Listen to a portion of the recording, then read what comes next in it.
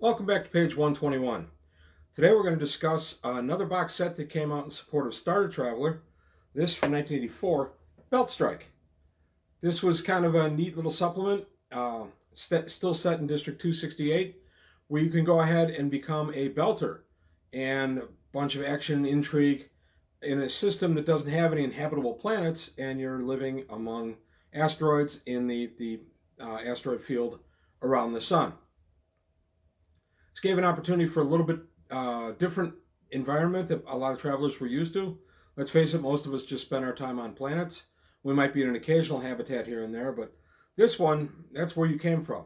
You lived in an artificial environment and were making money with Beltstrike. So you were trying to strike it rich in the asteroid belt. So Beltstrike from Game Designer's Workshop from 1984, here on page 121. Beltstrike for Traveler. This was released as an adventure module, but it's another box set, and it's a really good one. You have Riches and Danger in the Bowman Belt. This was from Game Designer's Workshop, as I said, in 1984. One of the follow-up products to the Starter Traveler system, released in 83. It just continues on the same track, getting away from the LBB format, going to a boxed adventure format. This one had some nice stuff inside. So we're going to go ahead and move the box out of here. We're going to go to the first book, the Bowman System reference book for Beltstrike. So we're in the Bowman system. We're making money with our little ship, or we're working for a corporation. We're mining an asteroid field, and we're making our daily living that way, hoping to one day strike it rich and no longer have to do this grunt work anymore. So I'm going to move a little closer on the camera. There we go. In the booklet, we have different, this is the introduction to the box module, the idea behind it, and then we get the information on the Bowman system, and then the belt and its environment. The one we're concerned about primarily is Koenig's Rock. That's the main asteroid here. It's the main habitation out here, and it's kind of the hub. There's a really nice graphic of it I'll show in a moment. So it was just kind of the biggest settlement in the hub, so that would be where a lot of your stuff would center. And then we have some points of interest in other places in the belt. So this gave a nice feel for what it was like to live in a completely artificial environment, as opposed, and I realize the Starship is too, but there's no planet at the end of this one. You're in the belt. So here we go with the map listing, and then we have that's for the blow up. Layout I'm going to show of Koenig, and then we have the system history itself, from the early history through the rise of the Imperium, and then a couple of the wars that were fought out here, with the Frontier Wars, and then recent developments, and then we have an excellent library data. This helps explain a lot of the stuff that you'd be looking for in the belt, and what the Oort cloud is, and all that other good stuff, and then a nice little depiction of the Bowman system. So it's just a brief little booklet. This guy is only about 14 pages, 13 pages, no, 10, 12 pages long. So it's a short little booklet. Here's some Bowman system statistics. The other booklet we got in this was the Belter's Handbook for Beltstrike. What it was like to be a belter. Belter is a career path that you can have in Traveler. This one really dialed in on it. Gave you equipment for it, ships, low gravity living. Here you go. Mining the asteroids, Belter characters.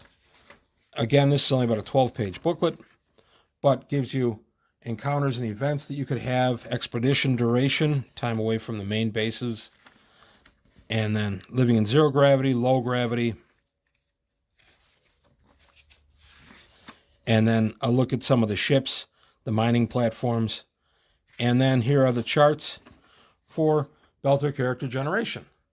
So you want to be a Belter. Well, here's the stuff you would need in Traveler to become one. Okay, and then we look at the back here, which is just what your scanners would show you, and ways that you could try to find your riches out there in the asteroids. So here's a look at Koenig. This is the main hub that you would spend. Whoops, lost the light. See what's going on with that. I'm back. Just a little hiccup with the power. They've been working on some stuff in the area. We lost it the other day for about 4 hours, so hopefully that won't happen while I'm filming. So here we go, Koenig's Rock in the Bowman Belt in District 268.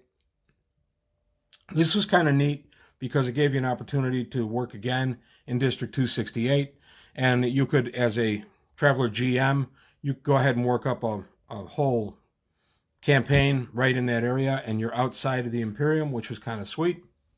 Nothing on the back of this guy, just blank. And then you get a nice set of character cards. I never punched this because I wanted to keep it intact for the system. I think at one point I had Xeroxed this and cut it up and distributed them for the player characters. And the last thing in here, this was kind of interesting. These are the adventures that you could have in the Bowman Belt. But they did this a little differently. They called them folders. This is the first time I encountered this. I'm not saying it's the first time it was ever done in a supplement. It's just the first one I remember it being in. So folder 1 was loads of adventure. And the way these worked is, there's your adventure. You just pull it apart. It's its own little, in this case, 3-page adventure. Now you go on to folder number 2, on the rock. Go ahead and pull that guy out. There you go. Another 3-page adventure. I'm not sure why they chose to go this way. It's not a bad way to go. Here we go, folder 3, Claim Jumpers. As you can see, these are all pretty short adventures. Traveler adventures usually run a little bit longer than this.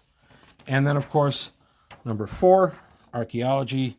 You find that odd thing out there in the asteroid belt, and maybe it's worth money. Maybe there's another party trying to get it. So this, too, is the 3-page adventure. So it was a curious way to do the adventures. I don't necessarily dislike it. I just am kind of curious as to why that was chosen. As I say, I don't remember ever seeing it before. If somebody else remembers it, oh yeah, it was out in 1978, so-and-so did that, that's fine. Let me know in the comments below. It's the first time I remember encountering it. I just thought it was kind of a curious way to do it. And then, of course, just one more thing. There's the catalog request card that you could mail to Game Designers Workshop. And now we could do it if we had a time machine. So, Beltstrike overall, I liked. I don't think it was as good as Tarsus. Tarsus had a much meatier feel to it. This one, I think, really suffers from a lack of illustrations. There's very, very little depicted of your life in there. It's mostly just words. I thought that was a bit of an error in the construction of it. I still enjoy Beltstrike. I still enjoyed putting my players through it. We played a brief campaign where there were belters. It didn't stay belters long. They had one or two of them had the belter background. Others were from military or other careers. And it became a kind of a typical traveler adventure after staying in the belt for a little while. But this book, it's definitely worth getting. It's available on Drive-Thru RPG. I would recommend it. It's great traveler flavor, absolutely great traveler flavor. I just felt it could have benefited from a little bit more artwork. So here we go. From 1984, Beltstrike, a traveler adventure module where riches and danger in the Bowman Belt await. From Game Designers Workshop. That's it today for page 121. If you liked what you heard and saw, please like and subscribe. Tell friends. Comment below. If you have any videos you'd like me to do in the future, please go ahead and leave some comments below. If I have it, I'll be happy to take a look at it. So thank you today from page 121.